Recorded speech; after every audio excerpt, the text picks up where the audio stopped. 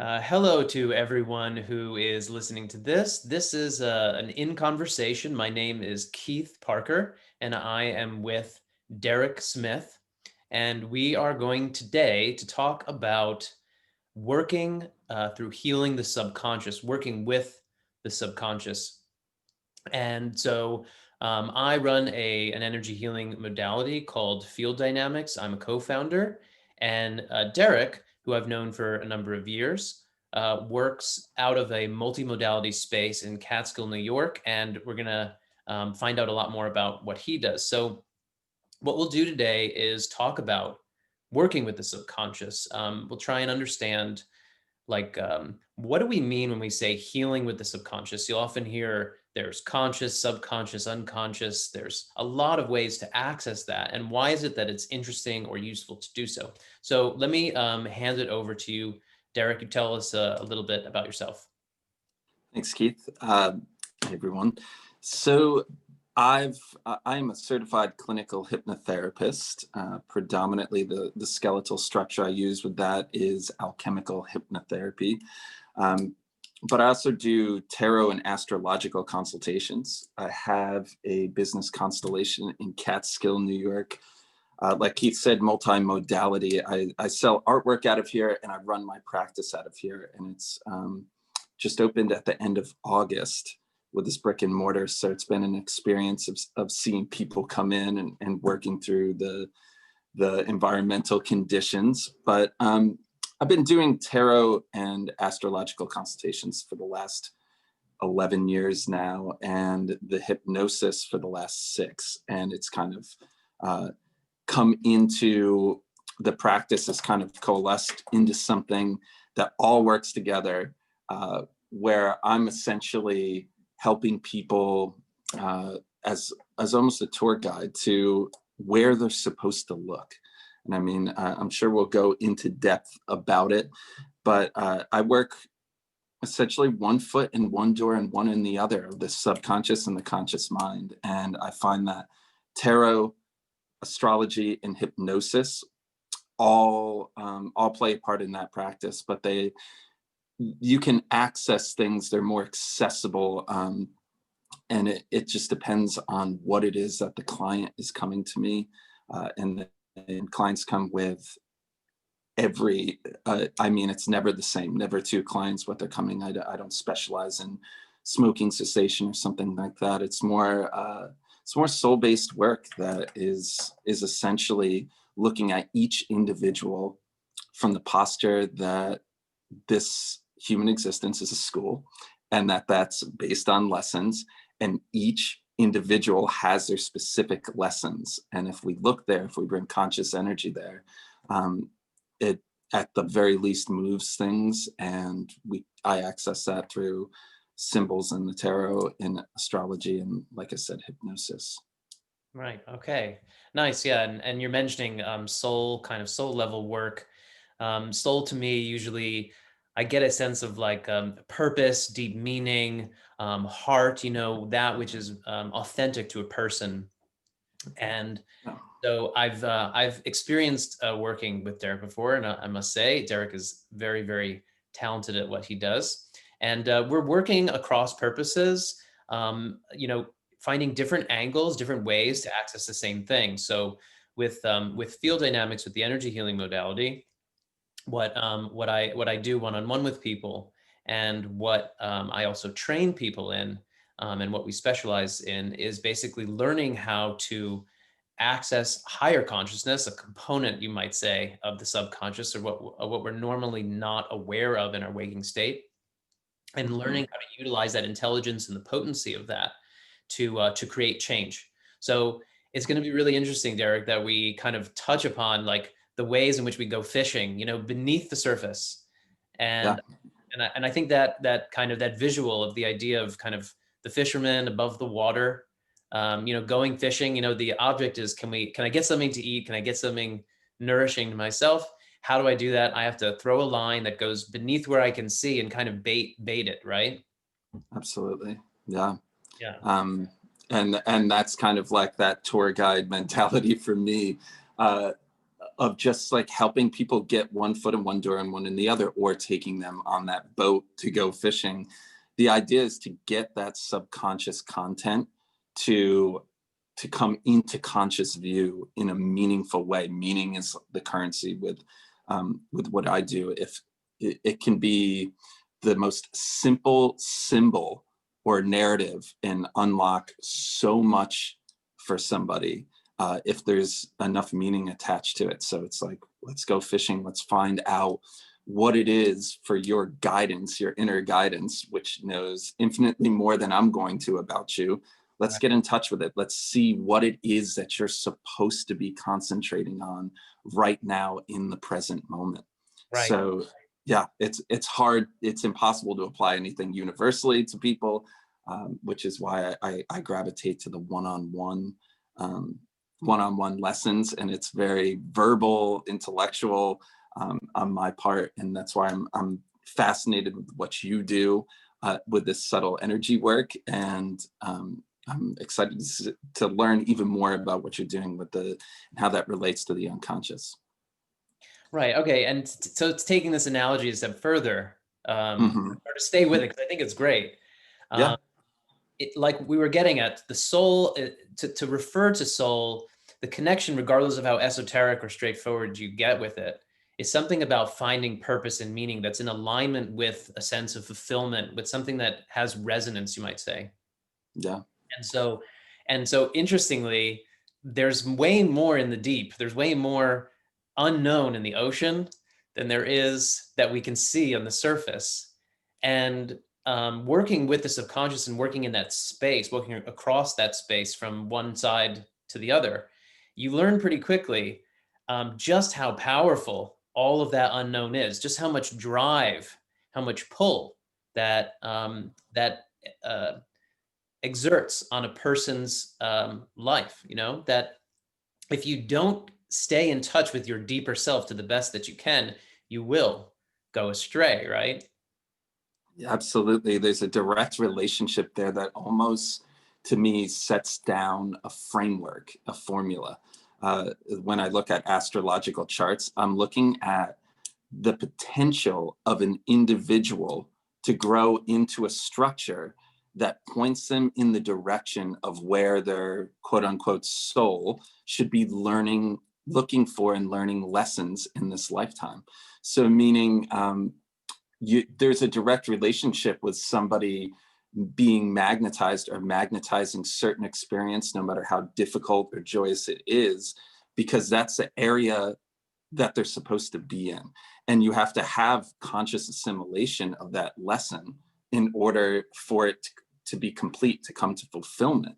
Right. And so it's diving in deep and coming back, looking and not fighting necessarily what the structure is, and ultimately understanding, self-realization, who you are as an individual. In my practice is the most important thing, because I think that's a posture that I take, and with the subconscious mind, that your guidance, your higher self, the inner aspects of yourself know what you're supposed to be learning in this lifetime. And so to ask that guidance, like, where do we look, without robbing an individual of the experience of the lesson, it's like imperative to everything I do. And it is a vast ocean, and it holds hope and possibility, and it holds immense meaning. And there is a direct relationship to that, and being assimilated into like just everyday consciousness and waking consciousness.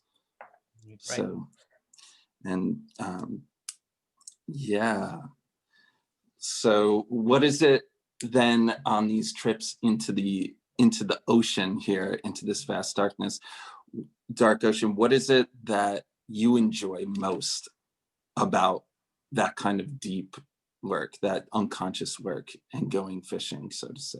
Well, I immediately think of two things. So, Hmm. firstly, um, I have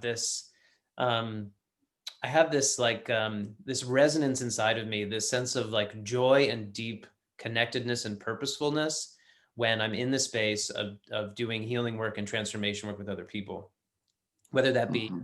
casual with a friend, with a family member, or specifically with clients or with training groups, there's something in me that acknowledges that the reason that the interaction is taking place, that we're being conscious about, to Hmm. acknowledge that as something that serves the soul level, that purpose level, that choice to follow the joy and the pain, the choice to go through what's required to go through in order to get in more into one's center and more into one's depth.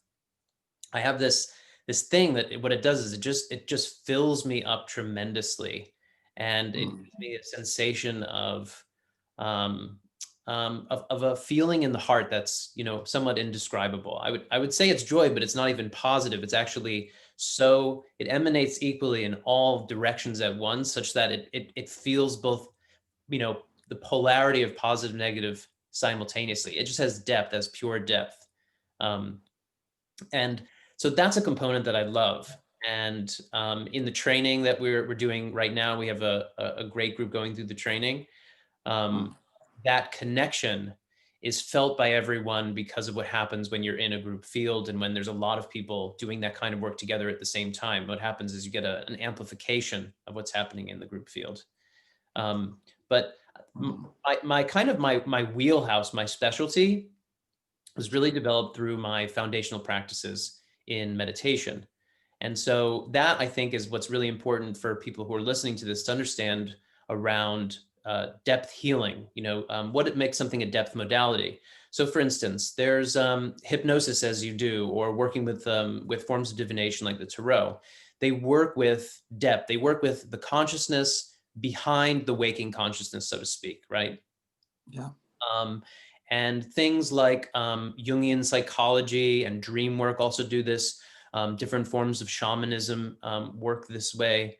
Um, but in a sense, meditation, just strict meditation, actually is a very, very simplistic practice, and a very essential practice, you might say, to penetrating into the depth of oneself and one's consciousness just quite directly by working with the present moment in and of itself, learning to stabilize your attention in the present moment, and then having it actually anchor there and stay there, so that your perception, your awareness of what's happening in the space of the mind, and your awareness of what's happening in the feelings in the body are all synchronized and all available for you to track and to be with and to act from.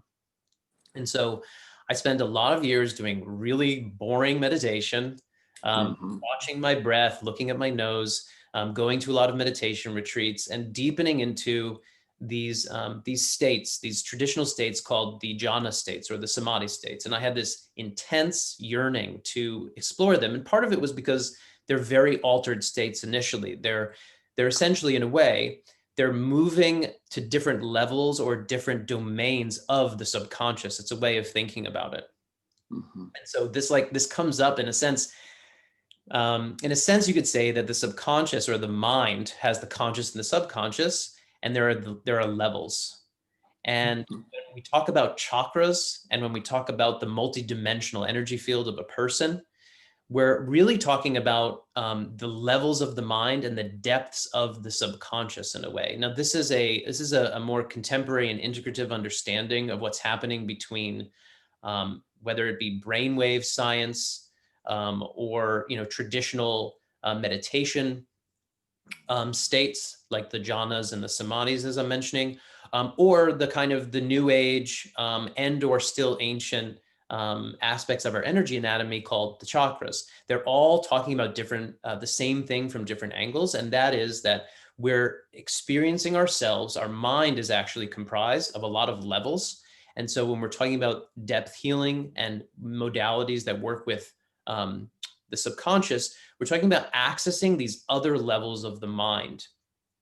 And so my specialization was basically learning to penetrate that through meditation initially, and developing the samadhi states and developing these jhanas, and stabilizing in them. And I was really, really intrigued and interested by them. And then what happened as a result of that is I started to actually see the structures of them, which was something I had never planned, something that I had not even I didn't really think was possible. Actually, I was very skeptical of the kinds of seeing abilities that I have now, but basically actually seeing that these levels, these dimensions of mind exist.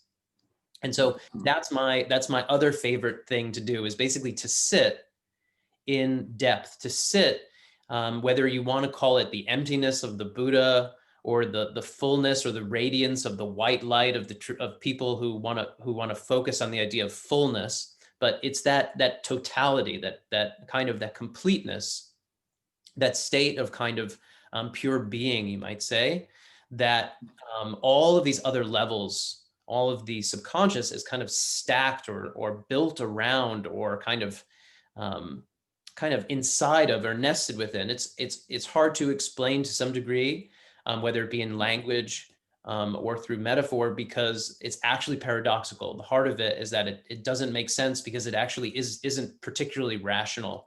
It's actually where rationality goes out the door, and we get to where there's, in a sense, even beyond rationality, or even beyond irrationality either. It's profound balance, right? Yeah, absolutely. And so obviously, to reach that is something experiential. And is there a moment when, what made you want to take that experience and, as difficult as it is to translate it, and involve other people, and to teach it, or to like try to communicate that to other people, when you're in that state and that level of depth? Why wouldn't you just keep going individually, and how does that relate? Okay, well, okay.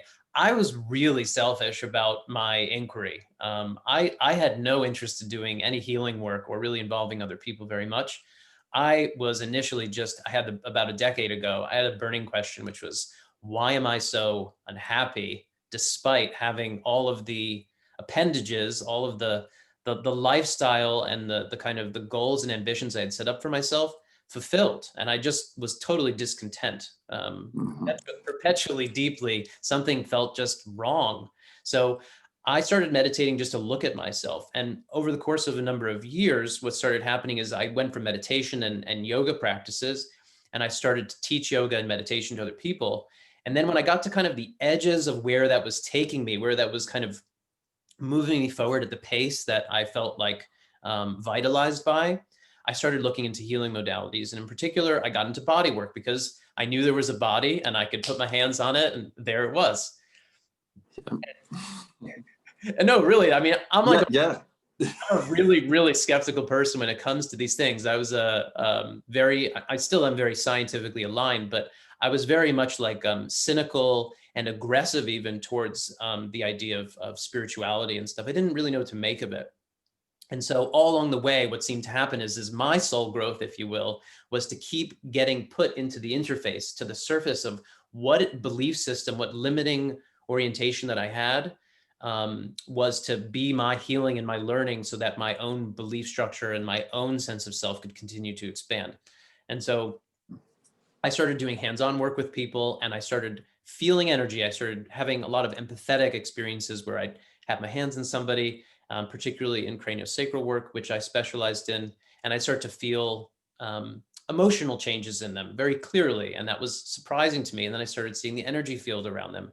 And I kept going down this rabbit hole. And in particular, there was a point where I realized through doing some extreme breathwork practices Mhm. and doing body work for about a year at that point, um, I found out that, whoa, the thing that's common to all of these things, including the samadhi states, which I had already developed a good amount in, the commonality to all of them was that it was stepping beyond my waking state, normal consciousness. That was what was happening. And every time I crossed the boundary from what I knew to what I didn't know, the profound, the strong, and the transformative things came with so much more force than anything that I Mhm. could actually chew on consciously, that I realized I just want to go into deep depth. And so, um, experientially, like you're asking me, it built up to a series of things, and in particular, working with biodynamic craniosacral work, which Mhm. was teaching me to track certain fluctuations of the nervous system, certain fluctuations of tracking how the body connects to the energy field and kind of breathes. They call it the primary respiration. And when I got really good at that, which I did over the course of a few months of really honing it, what it did is it helped to trigger what I had prepared my body and my mind for, with years of practice. It helped to trigger some kind of transformation in my Kundalini system. And so Mm. a lot of people talk about Kundalini awakening stuff and these kinds of changes in the Kundalini. But basically, what happened in the course of just one night was I went through that classical thing you can read about from thousands of sources, where my coccyx started to burn, and this intense electrical fire energy moved through my core and my central channel, and I started to see lights flying around my body.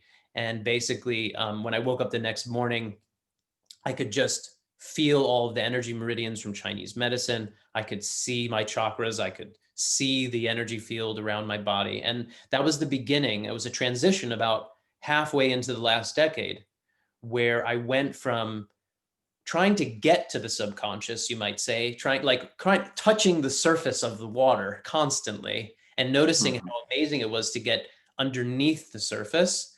And that breakthrough made it so that I actually could just not have there be a distinction so much between what was underneath the surface and what was above it. And so Yeah.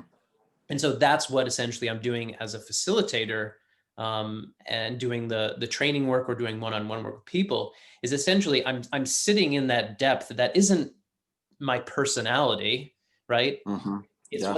what it's what's the core of what we mean when we say a depth modality, or the deepest subconscious, if you want to say, or you might say the super consciousness is a way that people even talk about it, which is source or spirit, which is the thing that doesn't have a personality assigned to it, and is the thing Hmm. that actually is, the same in all of us. It's universal in all of us. And so I've gotten pretty good at anchoring in that space, and Hmm. that's my favorite. That's my favorite place to be. I mean, we're never not there. Again, that's like the funny paradox of it. It's not like Yeah. I have that and you don't have that, or anybody listening to this doesn't have that.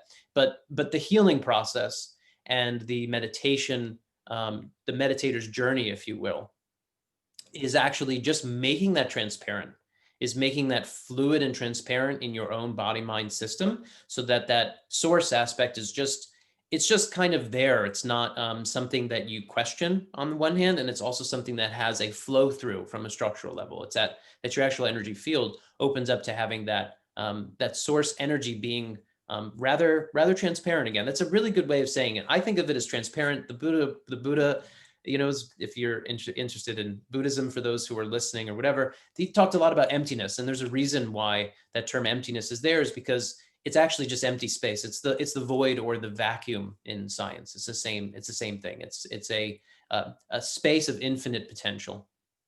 Hmm. Yeah, it strikes me, again, like you going into that space as an individual and kind of sitting in there and almost being something more accessible to somebody who comes to you, right? And they want to learn from you, they want to get this training to talk about something, like you said, that's very difficult to communicate on a rational level.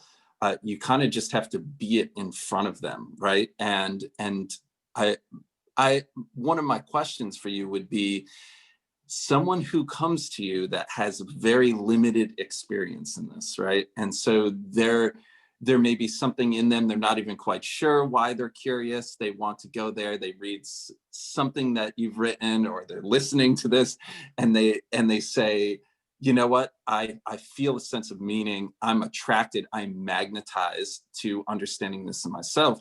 How do you approach that when someone, maybe everything you just said went over their head in some way? How do you approach that where you bring them into this realm, in the sense of like being in there yourself, and having them observe? What's like the first step in order to communicate what you're talking about? Right. Okay. Well, so this is a good question. This is the challenge that's been brought up, particularly with the training, for instance. So we're currently, Christabel and I, who she's the other founder of Field Dynamics, we're facilitating this training for a group of people. It's our first time through the training, and it's going really, really well. We're halfway through. And it's like everybody's coming from different backgrounds. We have doctors, we have psychologists, we have coaches, we have you have spiritual seekers, we have people who are kind of energy sensitives who are like gone around, they notice they have empathic abilities, and that um, energy is a big word and topic for them. So we have people coming from all kinds of different backgrounds, and yet how do we connect to the same place, right? And Yeah. so emphasis on the present moment is what everything is anchored in. Hmm. And that doesn't have to be esoteric. That's very, very simple. And everybody seems to be able to ground in that immediately, which is everything's happening here and now only, right? Hmm. Again, there's that weirdness where I'm talking about these things that, yes, can get off into esoteric, or topics that can be not only over one's head in a sense, but just not of their interest. Um, really not of their interest.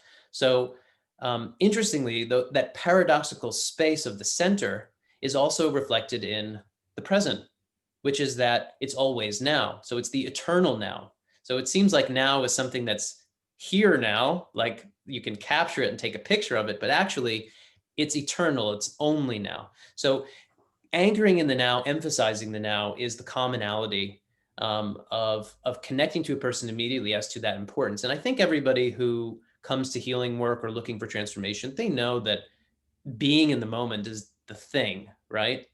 Hmm. So that's where things kind of get started, and from there, it's about building kind of the big frameworks that really help to deepen one into themselves and continue to trust the support that they have, right? The guidance that's there. So you brought one up earlier. That's a really big framework, I think, that's very, very useful. That can be pivotal for people, and that is your life is happening to you because you have an opportunity to live it, because there is if you will, a design of sorts that if you follow the path, if you follow the resonance, if you follow your soul guidance, Hmm. you follow your passion, authentic passion, then what happens is you become more enriched because life is actually happening because this is for your learning. Everyone is here to learn and grow, not to wither and become rigid. So Yeah, absolutely. If there's one thing over the years that has never changed, shifted direction, it is lessons learning. In some way, this is a school. I mean, every single client, every single instance keeps pointing in that direction, and taking that posture is really humbling too, as a practitioner going in. And I work with people. Sometimes it's like peeling those layers away. Is they're expecting some fantastic experience of hypnosis, right?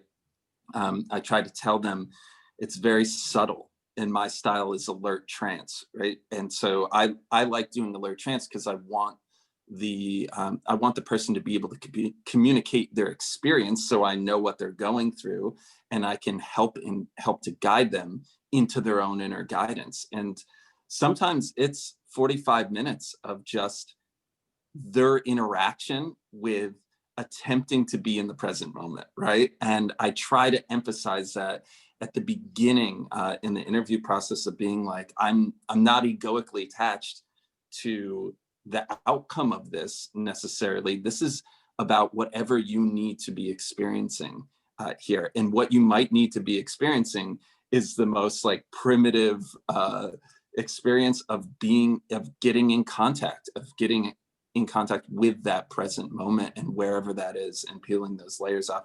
Others are down the stairs, through the through the door, and already talking to guides when I'm like, still bringing them, it's still in the induction phase. So it's interesting how each individual kind of where they're at. And I've had sessions where it'll be an hour and a half of peeling those layers, and at the very end, just for the slightest moment, some sort of narrative guidance slips in where they'll a symbolic gesture like finding a key and opening a treasure chest, from when they were a child. And that was all they needed in the entire 2-hour session. And so I think there's a lot of depth there, to go back to it, a lot of depth, even when someone is working right at the surface of trying to get in their own relative depth of their subconscious.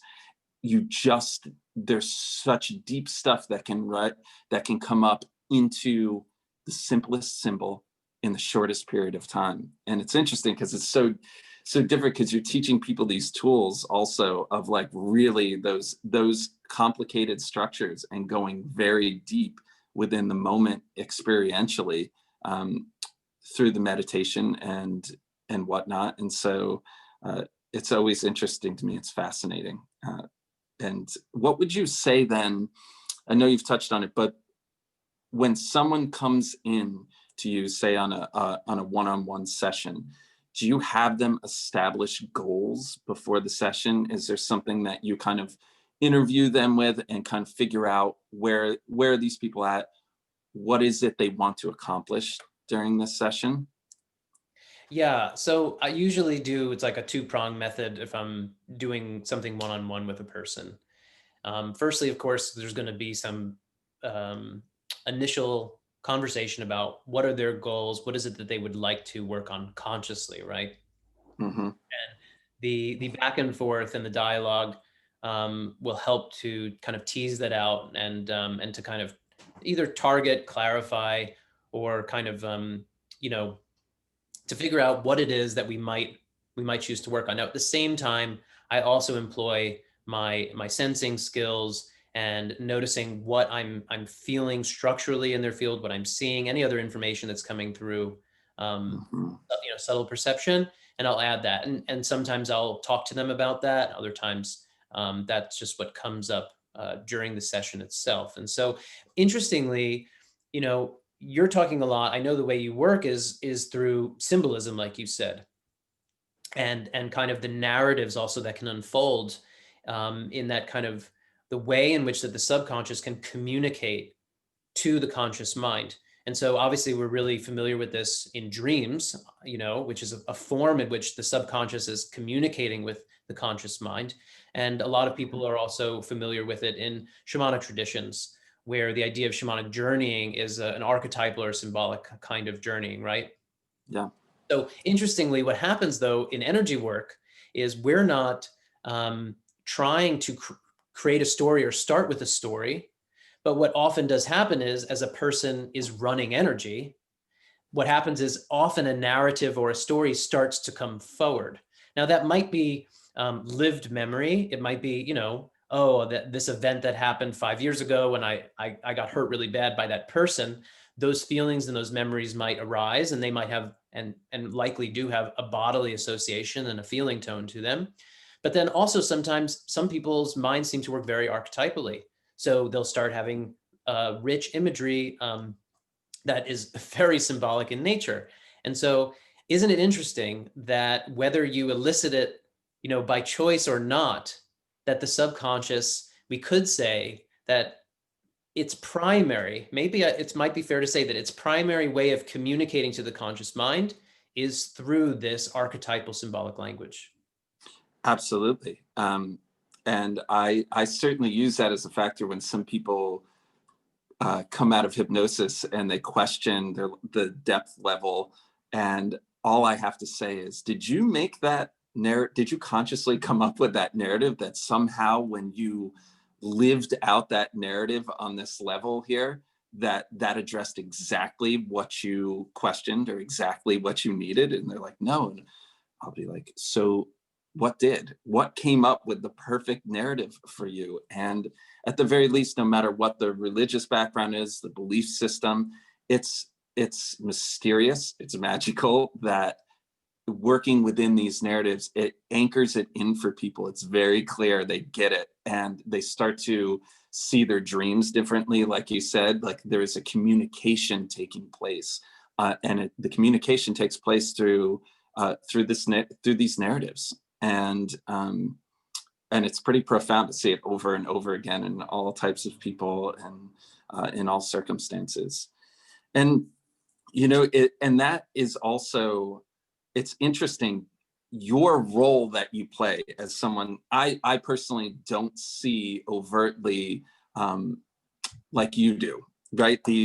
Something might come up like you were saying, and I always wonder when you then become, you almost have these symbols that might arise as somebody's running their energy and something comes up and you see it. What is your responsibility then um, to decipher this symbolism, or to, how do you present that to them? I know you said that sometimes it'll naturally come up within the session, but I'm always so curious, when, if someone is if you're the conduit, or if that's just an observation for you, how do you kind of decipher when you're offering that symbolism back to them, when you're translating it or telling them about it?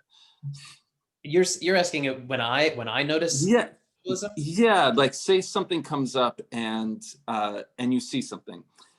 The thing, when you were talking, it was interesting to me. Sometimes maybe you don't tell them what you see. Maybe that's just for you, and Sure. it might be difficult sometimes to decipher between whether or not that's something that should be communicated to the person you're working with, or whether or not that's something to kind of hold tight to the chest for you. I've had a quite a range of success and failure experimenting with how appropriate it is to share what is seen with other people.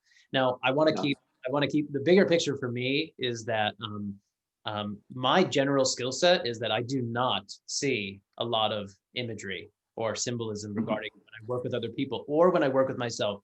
And that's a very, very big and long conversation as to why I believe that's the case. But it's Mhm. a very, very short answer, and I'll move on, is that I believe that the what we generally call the astral plane, which in multidimensional anatomy is the fourth dimensional body, so to speak, that plane is the interface in which thoughts are things and things are thoughts in equilibrium.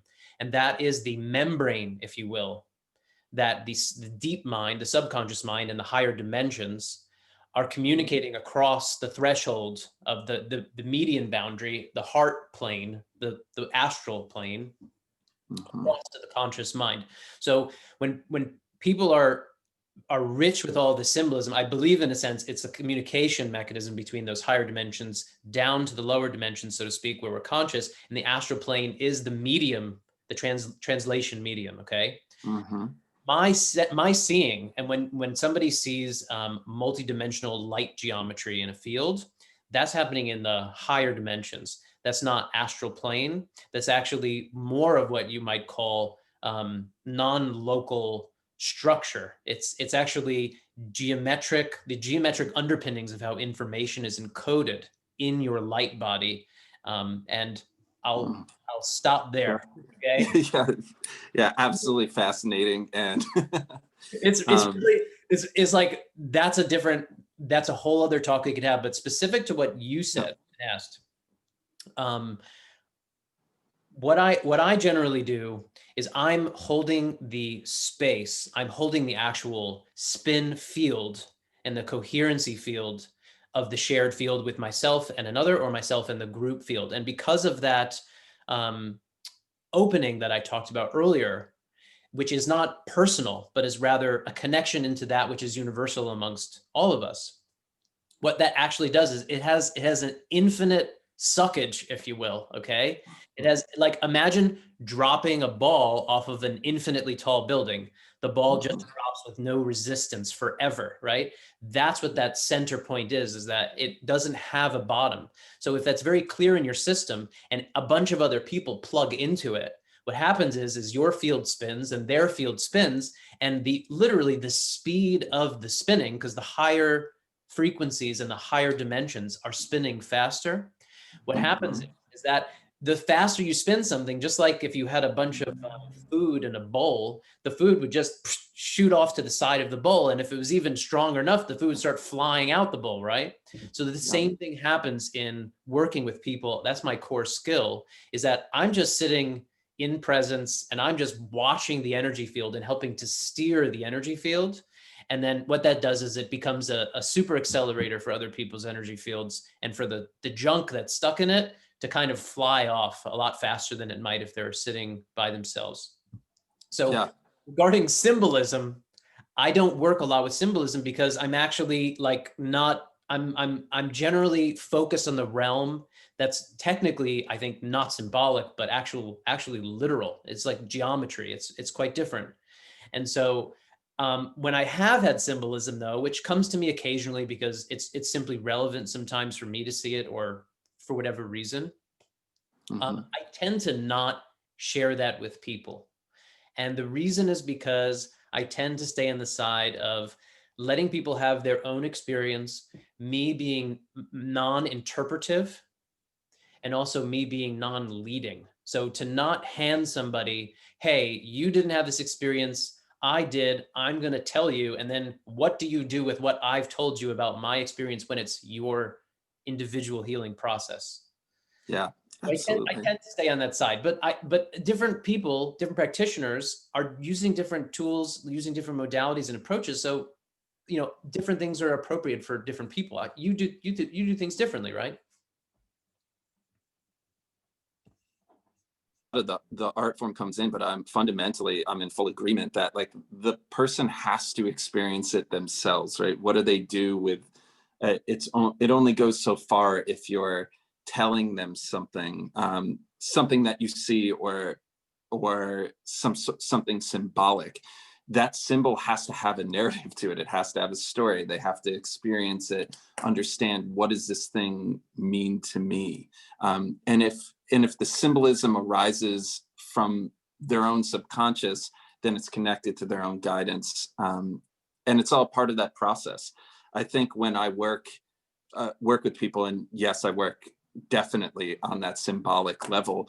I'm within the narrative, and there may be a decision, whether or not where they're going, almost like a choose your own adventure when we're inside this narrative, and I have to know when to ask, and the default is to almost always ask their guidance, where are we supposed to go from here. Right. But there are times when you can see, even in their physical musculature, like a clenching of a fist or something moving, that that can be part of the patterns of holding back the blockage of the trauma, of anger and things that I have to feel out.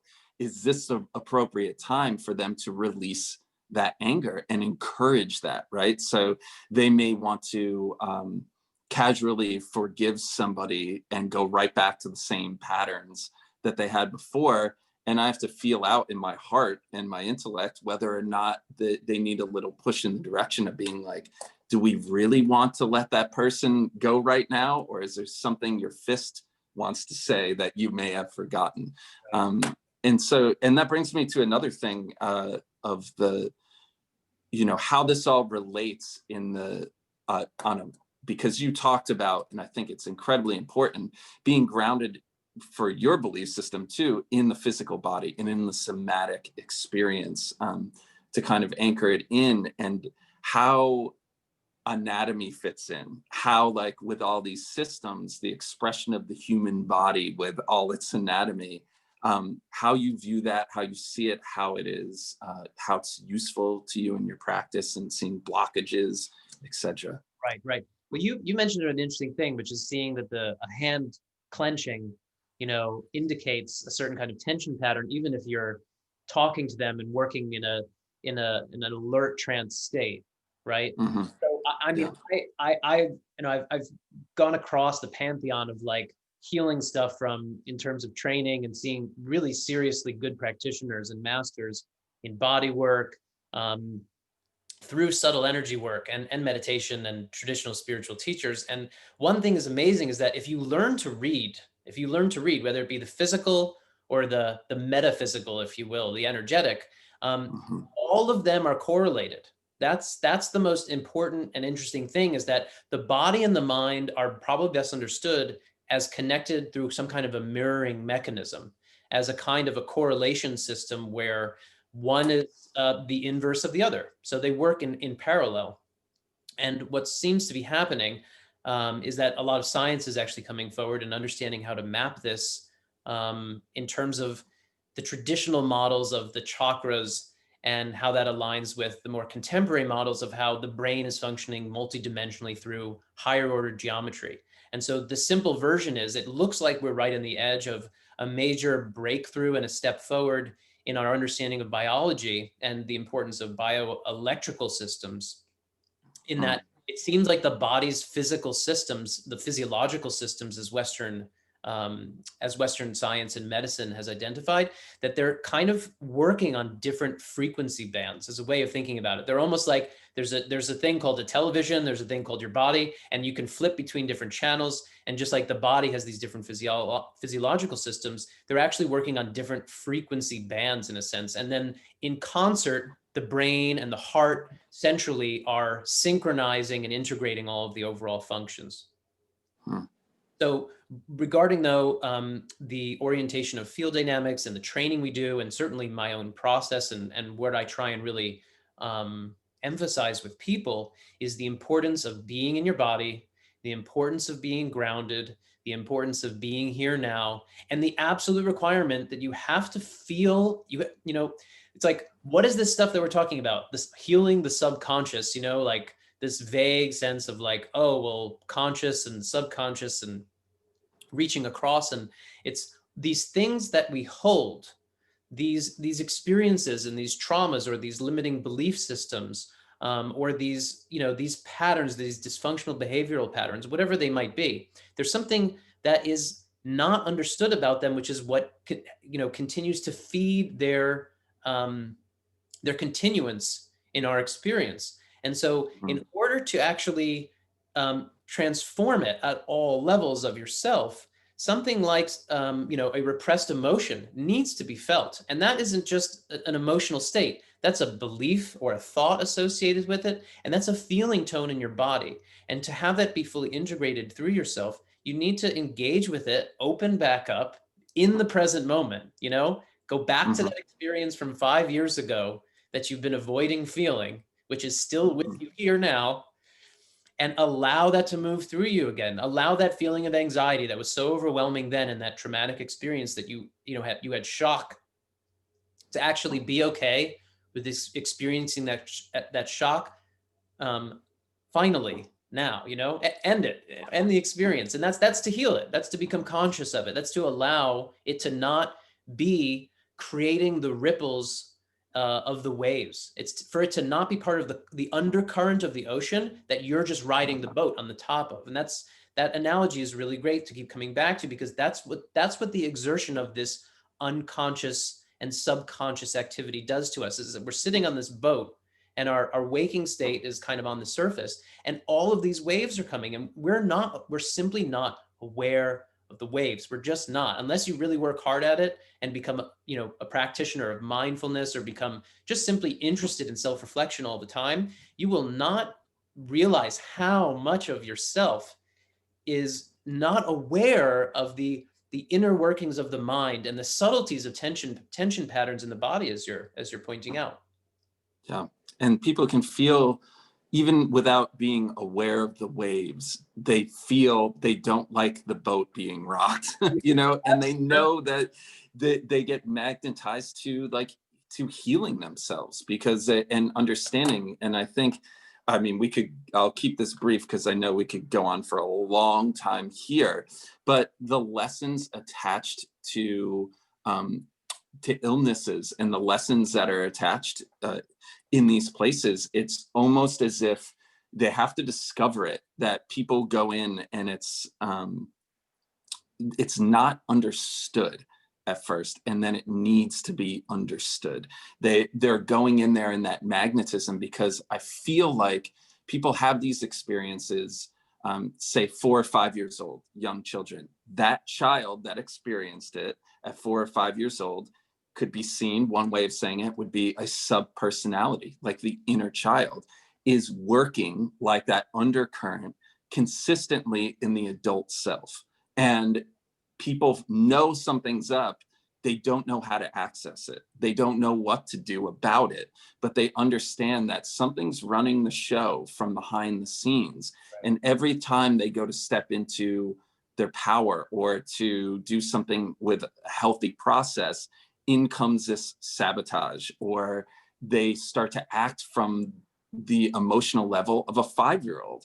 Right. And you cannot rationally speak to a 5-year-old and tell them, hey, get over this, you're safe now. And so it's about going back in and bringing, for me, it's about bringing these memories, literally going on rescue missions into memories in the present moment, to rescue that inner child or that younger self in the moment that they received that trauma, and to reestablish a healthy state then inside that memory, so that they can then function creatively and in the present moment as an adult. And so it's just so fascinating for me, and the lessons that surround that. It's never too late, right? It's like an adult can reclaim moments from when they were 5 years old. And in fact, whatever method you go about to heal yourself, you have to do that. You have to go back.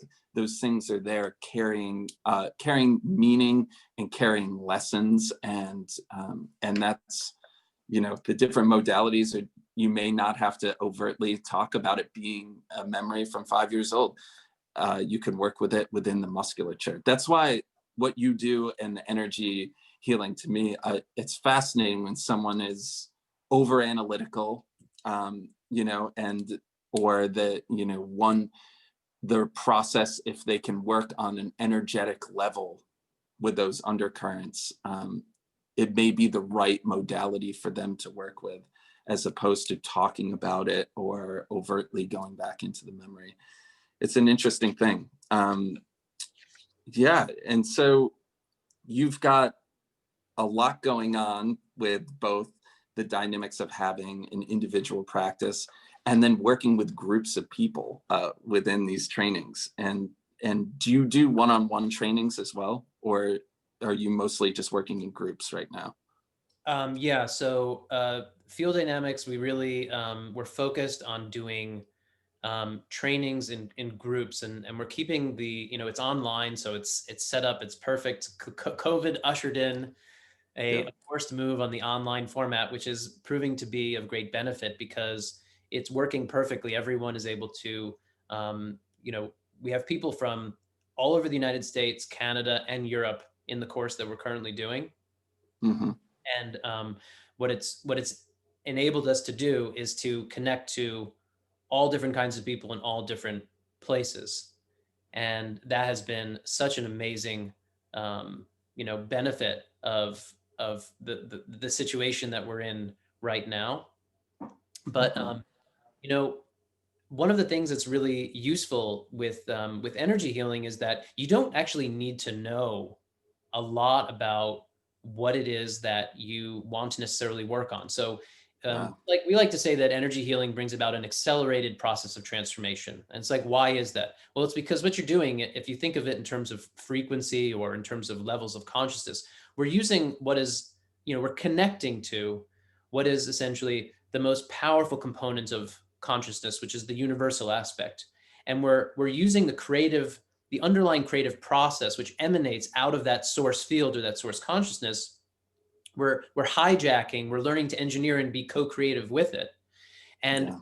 and creating a process through the energy field, through the multidimensional anatomy. And by focusing on the anatomy, which everybody has: chakras, meridians, essential channel, kundalini system, an astral body, astral cords, a multi-dimensional grid system. There's all these different components of the anatomy. And by working through the anatomy, what you're actually doing is you're restructuring all of the way in which that subconscious is functioning. So that analogy again of the waves, it really reminds me, when I think of it, is for those who are familiar with yoga, the most famous yogic text is by this guy Patanjali, and he says, defines yoga in one sentence as: yoga is the stilling of the fluctuations of the mind. Well, in a sense, we're stilling the fluctuations of the ocean, right? So the more coherency, the more organization and orderliness that the energy field is brought to through the anatomical correction, the more that our subconscious, all that stuff, that past stuff and that influential stuff, the less influence it's exerting on the present moment. And so with energy healing, you can work with the anatomy, or you can do what we're talking about, which is go, I had this experience when I was 5 years old. I had this particular thing happened, and you can work on it that way. And you can find out, where does that sit in your energy field? Where does that sit in your body? You can work it back through the anatomy. You can clear it of its emotional debris. You can integrate it through the physical. You can work any which way, because energy healing offers this unbelievably dynamic range of possibilities. And so yeah, I mean, that's what's most exciting to me in many ways about working with energy healing. And that's why the modality, why the way of working has attracted me so much, is because it's so rich with possibility. It's so dynamic. Absolutely. It's fascinating, and it's part of a holistic system too. I mean it, and it makes sense to me of, taking care of the structure in the present moment on an energetic level. Isn't it encourages what you want to see have happen as well. It like sets the framework. It allows for so much possibility. And so right now, what are the current things that you have going on? You've got the 100-hour training that's come. You're in the middle of the one that started in October, correct? And when is the next one? Yeah, we have one coming up in January. Um, there are the applications are open. Some people have already jumped in. And what we're doing with this training in general is we're trying to set the standard in energy healing training. And so we've looked around. Like I've mentioned in this talk so far, I've really studied a lot of different stuff. We met when I was flirting with forms of hypnosis and stuff to get into depth. It didn't work for me, in the sense that I knew it wasn't my calling. But that's how we met. You were a facilitator at a hypnosis training. So Yeah. what we're I've trying. seen your bio. You have a very long list of experience and that's formulated what you're doing now. Yeah. Yeah, so we're just trying to set the standard. I've looked around at different ways to structure learning and ways to structure a particularly to develop a skill set. And so right now, like probably a lot of people who will listen to this, they'll be most familiar with Reiki, for instance.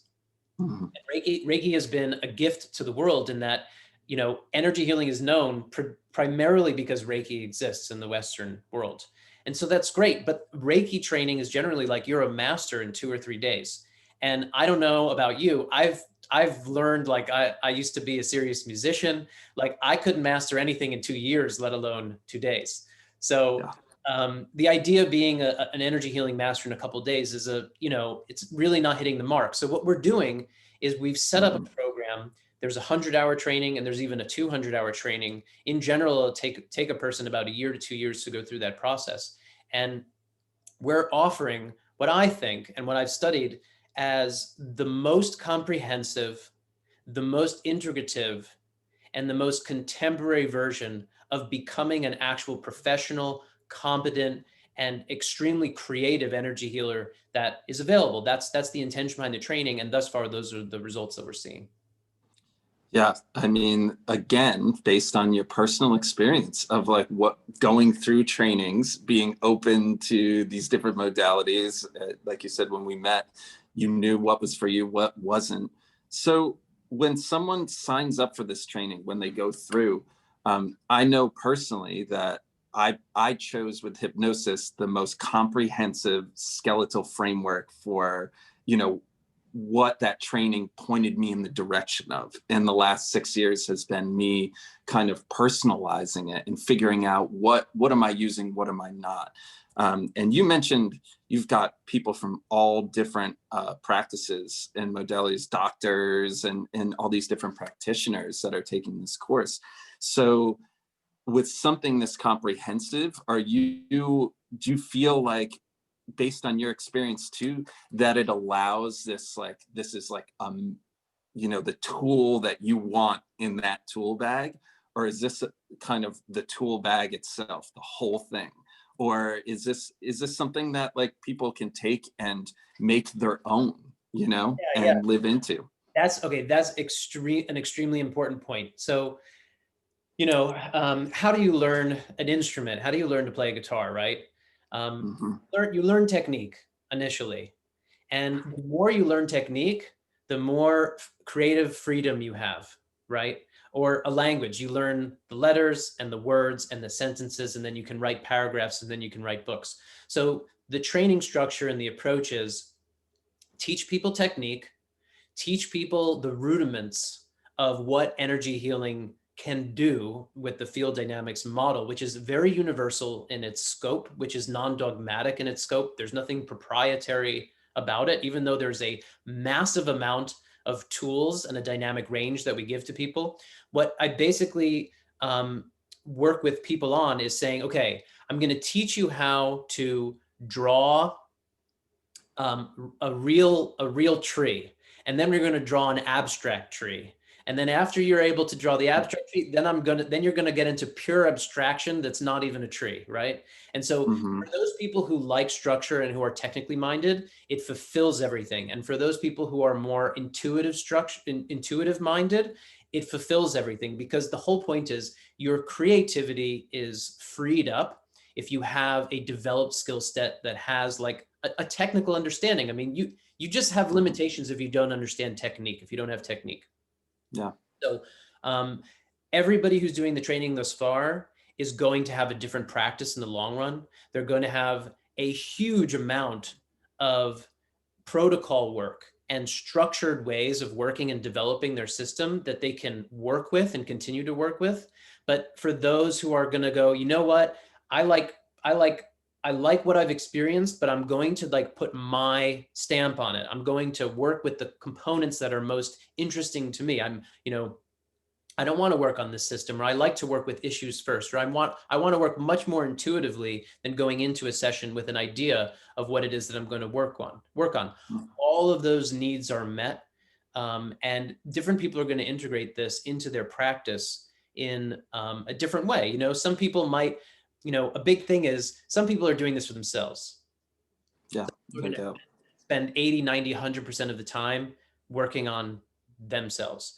Other people are really interested in expanding out and actually putting a sign on their door or adding to the skill set that they're already offering and saying, oh, yeah, I have a professional license in talk therapy and I also do energy healing. Hmm. And one of the key components, though, regardless, is that we fused.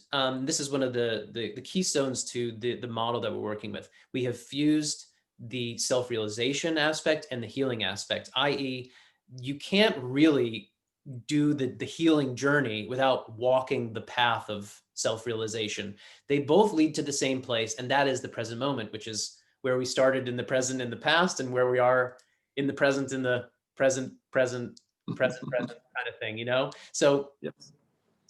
this is a really important integration, because a lot of healing modalities, they just focus on energy healing and they don't necessarily develop presence. They don't necessarily talk about really depth identity, that identity of myself as a personality, Hmm. all the way to the depths of being also the universal self, the universal consciousness, the I am, and the just the isness, the pure beingness that's the same for everyone.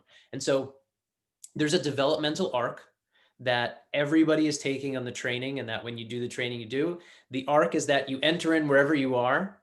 We all build a skill set together. You learn a huge amount of technique, foundational and dynamic and powerful technique.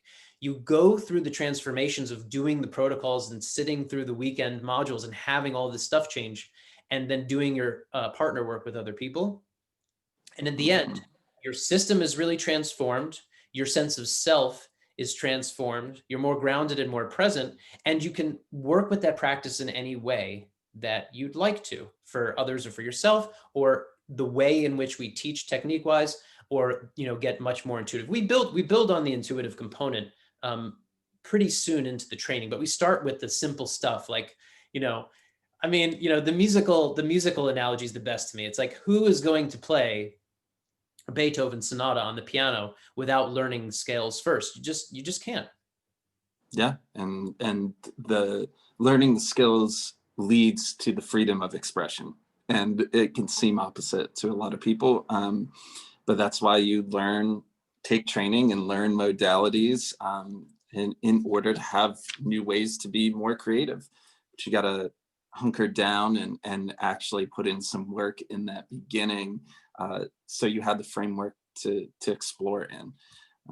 It's beautiful. And so you have I know we're running out of time. You have the 100-hour training. Do you have smaller, what else are you offering right now? Anything else besides the 100-hour training coming up in Yeah. January? So the 100-hour training is the flagship, 6 months, a bunch of weekends. Then we do one-on-one work, both Christabel and I, and that's obviously on a case-by-case basis. It's just, schedule a session. And then the in-between is that we try and run these things we call 60-minute Saturdays, which are hour-long sessions about once or twice a month on Saturday afternoons. They're like $10, easy in, easy out, get a taste of what guided meditation and energy healing can be like. And then we do an intermediary, which is a training that we call the field. And we actually are offering that in a week from now, which is on Saturday, rather, in 5 days from now, on December 6th or something. I'm offhand, but that training is just a half a day, and it's a tool called the field. And the simple explanation of the field is, we said, what can we make? What energy healing tool can we make that is the easiest to learn and has the most effect? And that's what that is. It's like, you could get something that is significantly transformative in just a 4-hour training. Sweet. I love that people can, again, this is something that can be overwhelming to think about for some people, and to offer anything for $10 these days is amazing. But just so that people can get that experience, because I think that's at the heart of it, right? This is an experiential thing, and it is the very structure of it is the experience. So super important, and people can sign up for all this through the website, correct? Yep, that's at fielddynamicshealing.com. Sweet. Yeah. I know that it looks like we're at that time. I know we could go on for a very long time about some of the things we talked about, so I thought we did pretty well. Derek, what is it that you're working on at the moment that you'd like to share? Oh yeah. So I have my website, constellationcatskill.com. And again, it's mixed modalities. So I wear many hats. I'm a milliner, hat maker as well. So I make custom made hats, those things. I do a lot of stuff with puppetry, believe it or not. So I have a streaming show that's kind of a call-in love advice show with 2 live musicians on Twitch every Monday night. But if people go to my website, it'll point you in the direction of kind of the different things that I do. And like you, I try to offer all tiers of involvement and through readings. And I don't do trainings as of now, but I've really been enjoying it since I opened in August, and maneuvering this situation. So thank goodness for Zoom and the natural intimacy of my practice anyway. That's one-on-one. So And I know I've seen you work, and I know that you wear many hats. Ding ding. But yes. it all makes sense. It all makes sense if anybody checks your stuff out.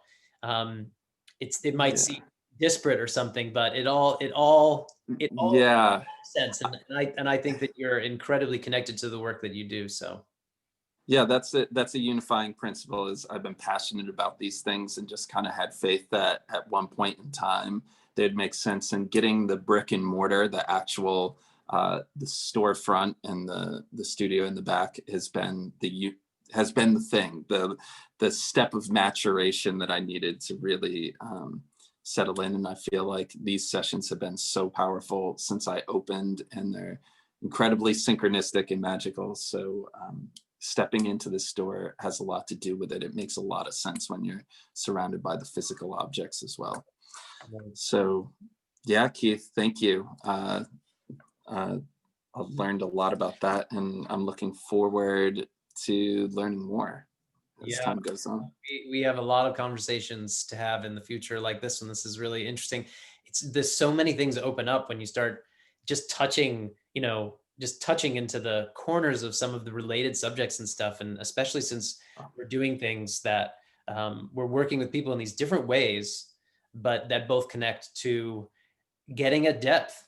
And I think that is, we talked a little before we we started recording this, but that really was the theme, a starting point to kind of wrap around in this. And that is just like how important it is for people to find a way, if they're interested in doing real healing work, to find some way to kind of get across the threshold from that normal waking state consciousness, whether it be, an energy healing modality, or it be some kind of hypnosis or a guided, like a divination, like the tarot, finding a way to have that subconscious be reflected back so that it can get drawn into the light, if you will, drawn into something that is seen and understood and known. Yeah, and to feel a part of that expanse and that bigger picture, and to keep growing that way, right? And so and it's not foreign. It's something no one needs to tell you. You feel it, you sit in it, you are it, and then you continue to grow. Haven't found many plateaus in this lifetime. To be reminded that you're the ocean, Yeah, I think that's that is one thing, discovering that there's always growth, and that's a gift, and that's why we're here. So thank you, Keith. Thank I you. appreciate it. Yeah, and hope to talk to you soon. And thanks for everyone listening too. All right. Yes. Thank you to everybody listening to it. And till next time. Till next time. All right.